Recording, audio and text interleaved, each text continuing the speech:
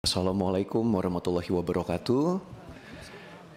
Pimpinan Komisi 10 yang saya hormati beserta anggota Komisi 10 dan juga Bapak Erick Thohir beserta jajaran yang saya hormati. Izin memperkenalkan diri, kami dari fraksi Partai Amanat Nasional ada anggota 4 orang di Komisi 10, namun sayangnya senior-senior saya tidak bisa hadir pada hari ini karena bentrok dengan matriks, jadi sepertinya saya yang akan mewakilkan. Dari fraksi PAN rasanya belum elok, Pak Menteri, kalau kita belum memberikan pantun. Push up 10 kali sudah mulai terasa. Lari sedikit, minum air kelapa.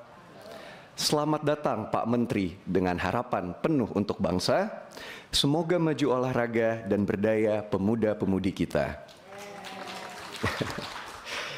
Izin Bapak Menteri terkait paparan yang diberikan tadi kami rasa sudah cukup komprehensif. Saya pada prinsipnya setuju sekali bahwa pemuda-pemudi Indonesia itu harus bisa berkreasi dan berprestasi dan bukan hanya bisa mencari sensasi. Dan saya pikir ini sangat inline dengan program-program kerja Pak Erick Thohir.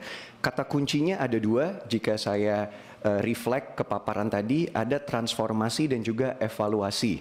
Transformasi yang paling utama adalah ingin membangun pemuda-pemudi yang berkarakter.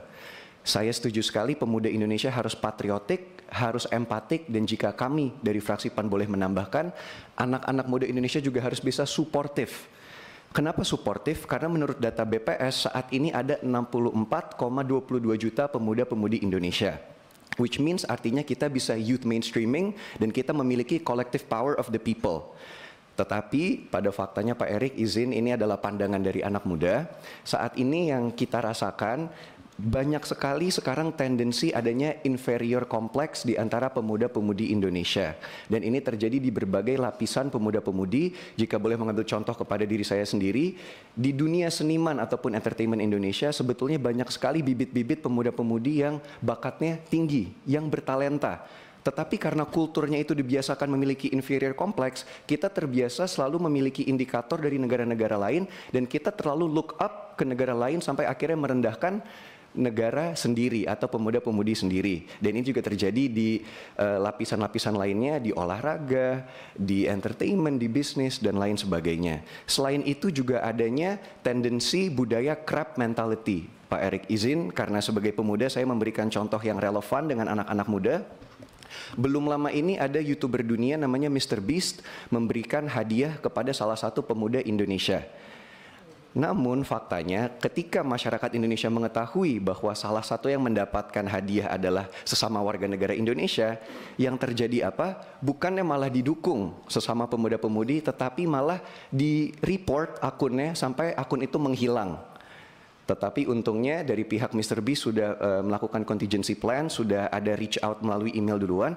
Tetapi yang saya ingin katakan di sini adalah budaya-budaya ini harus segera diberhentikan. Apalagi kita pemuda-pemudi Indonesia selalu dibicarakan akan menjadi Indonesia emas, akan menjadi youth mainstreaming. Tetapi kalau ini tidak dibenah dari sekarang, saya rasa bukan Indonesia emas tapi malah Indonesia cemas. Pak, izin. Jadi apa yang bisa kita lakukan? Kami dari fraksi PAN mendukung adanya pendorongan budaya sosio-kultural untuk pemuda-pemudi ini. Kita secara umum selalu dikenal di berbagai kesempatan saya selalu bicarakan, Indonesia terkenal dengan budaya ketimurannya Pak. Dengan ramah tamah, dengan sopan santun, dengan gotong royong. Tetapi kenapa nilai-nilai ini tidak bisa diperlihatkan di pemuda-pemudi Indonesia saat ini? Terutama kalau kita bicara Gen Z dan milenial, kita terkenal sebagai generasi digital native, Pak Erick, izin. Kita mungkin secara masyarakat keseluruhan terkenal dengan budaya ketimuran, tapi juga faktanya saat ini pemuda-pemudi kita terkenal sebagai masyarakat yang paling julid yang ada di media sosial. Jadi izin Pak Erick, dengan kepemimpinan dan leadership Pak Erick yang baik, ini tolong dibenah agar betul-betul pemuda-pemudi kita bisa menjadi pemuda-pemudi yang berkarakter, yang benar-benar merepresentasikan Indonesia di mata dunia. Itu mungkin sedikit dari sisi pemudanya. Jadi kalau boleh ada masukan pimpinan, izin kalau boleh ada RUU untuk undang-undang pemuda, itu sangat baik dan kalau bisa diintegrasikan di 3 hal.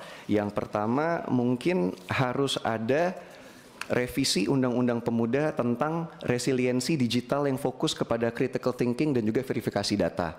Agar apa? Agar anak-anak muda kita tidak mudah percaya dengan hoax, dengan propaganda, ataupun adanya scam di pinjol saat ini. Lalu yang kedua juga jaring pengaman mental dengan memberikan pengakuan bahwa mental health adalah hak seluruh pemuda dan juga diberikan dukungan psikososial yang terintegrasi.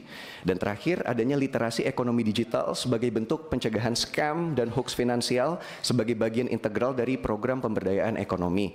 Izin itu saran untuk dari kepemudaan. Kalau untuk olahraga saya pikir Pak Erik sudah sangat mahir dan expert di bidang ini, tapi secara umum saya hanya ingin menyampaikan tolong diperhatikan juga Pak cabur-cabur yang tidak terlalu populer, karena dari berbagai kesempatan saya selalu dapat masukan bahwa perhatian pemerintah sepertinya ada tendensi hanya fokus kepada olahraga-olahraga yang populis. Dan tadi terakhir izin pimpinan, kata kunci di awal adalah evaluasi. Kalau boleh kami memberikan masukan dari pusat melakukan evaluasi untuk fungsi pengawasan di daerah-daerah. Karena belum lama ini saya menerima audiensi dari NPCI Kabupaten Bekasi yang ada di dapil saya Pak Erik. Itu adanya dugaan 22 atlet disabilitas yang ditindas oleh pihak-pihak NPCI. Mereka meminta hak mereka karena gajinya belum dibayarkan, tetapi yang didapatkan malah mereka dibungkam, mereka ada tendensi abuse of power, dan mereka tidak mendapat kejelasan sampai saat ini. Mungkin itu saja dari saya, izin memberikan pantun penutup Pak Erik. Dari Mandalika ke Purwakarta, singgah sebentar untuk beritahu bulat. Hari ini Komisi 10 terasa bahagia karena menyambut Pak Menteri yang baru dengan semangat dan juga penuh hormat. Sekian dari saya. Wassalamualaikum warahmatullahi wabarakatuh. Waalaikumsalam.